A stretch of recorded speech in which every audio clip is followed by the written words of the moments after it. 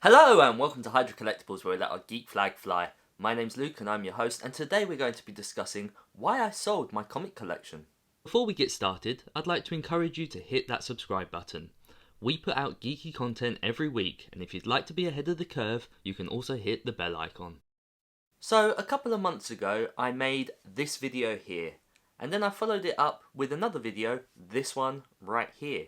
And to say that these two videos divided the community is very much an understatement. After all, I created these videos and I was immediately bombarded with people who both agreed and disagreed with what it was I was trying to say. And so I decided to put my money where my mouth was and make some bold choices to my collection. Now, as some of you guys might know, I collect various things. I have multiple collections of all different types. In fact, you can see a lot of it in the background behind me here. However, for today's video, I want to primarily talk about my comic collection.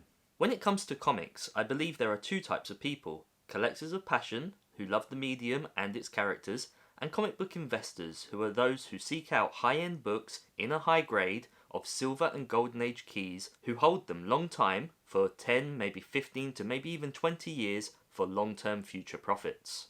Now, I personally have always considered myself to be a collector of passion. My collection over the years has always been low to mid grade, and although these are incredibly desirable, they are nowhere near the level that they need to be in order to be considered investment grade.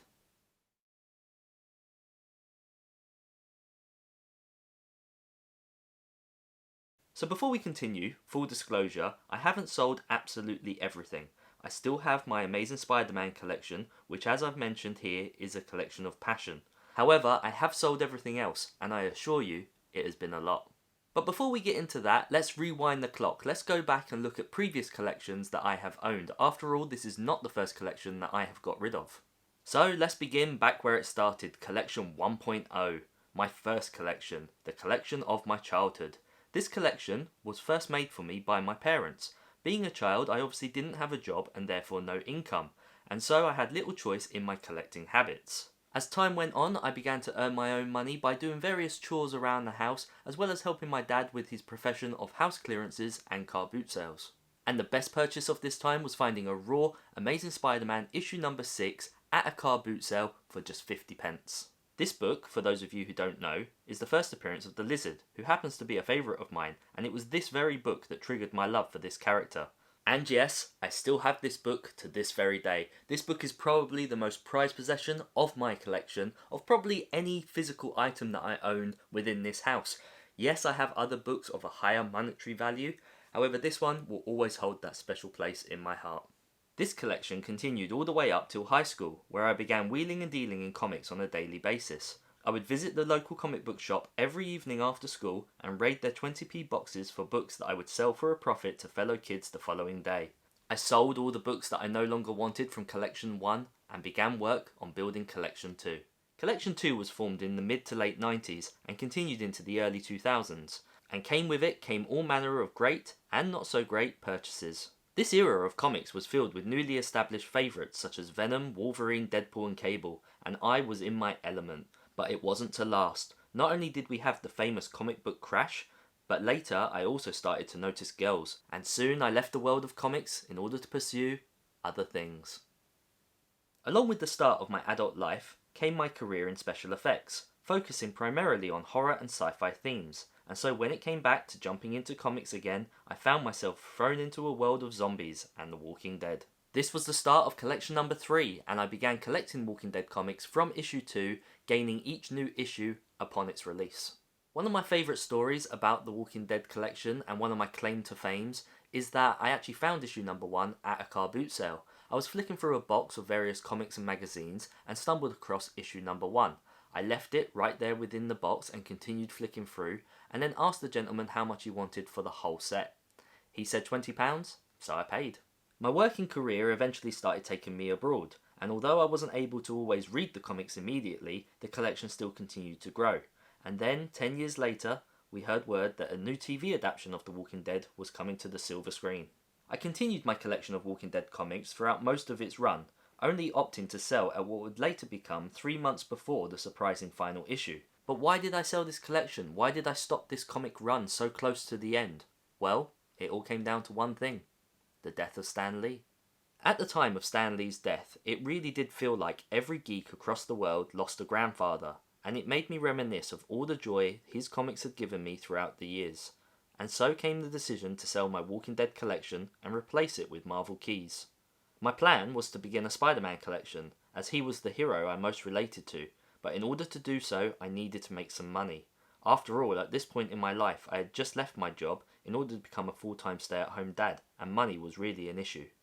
And it's also worth noting that here in the UK, Spider-Man books are particularly rare and aren't all that easy to come by in high grade.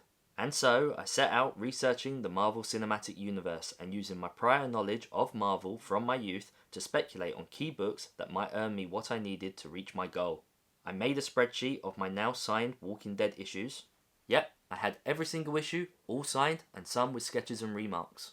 And set out to sell them, one at a time, using the money earned almost immediately in order to purchase Amazing Spider-Man books as well as rare Marvel keys. My most noteworthy trade-off being Walking Dead issue number 1 for a giant-sized X-Men issue number 1. We were now in collection 4.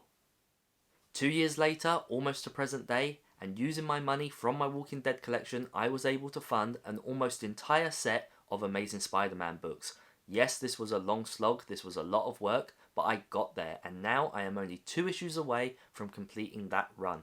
Now granted, those are issues 1 and 2, they are going to be the hardest for me to get, and of course at some point I'm going to want to get an AF-15.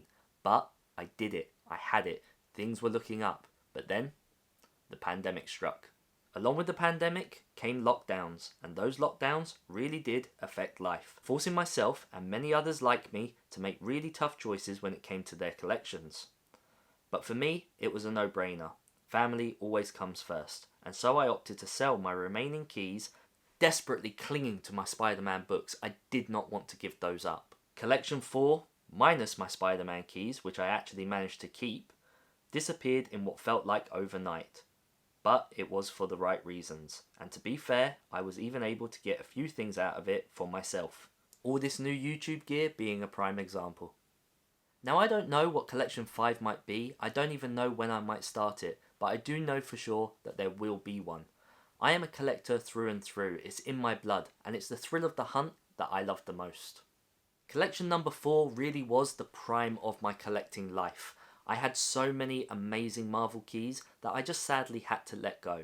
They include, but are not limited to, Giant Size X-Men issue number 1, Uncanny X-Men issues number 94 and 95, the Galactus trilogy, Fantastic Four issue number 52, the first appearance of the Black Panther, Ghost Rider issue number 1, The Incredible Hulk issue 181, first appearance of Wolverine, Tomb of Dracula 10, the first appearance of Blade, the list just goes on and on. The first appearance of Beta Ray Bill, the first appearance of Mephisto, Invincible Iron Man issue number 1, Submariner issue number 1, first appearance of Rogue, Gambit. The list really does just go on, and I am very sad that I had to let these go. And in all honesty, it really upsets me that I wasn't able to keep these issues longer than I did. After all, had I still had these issues now, the prices have gone so far up that I might have been that much closer to completing my Spider-Man run. But at the end of the day, life happens, and deep in my heart, I know that I made the right decision in selling these issues when I did. So yeah, that is why I sold my comic book collection, or at least collection number 4. It all came down to the pandemic. Did you guys have to give up anything during this pandemic? Let me know down in the comment section below. It's been a really hard time for all of us, and I personally cannot thank the lucky stars enough that I was able to keep my Amazing Spider-Man collection.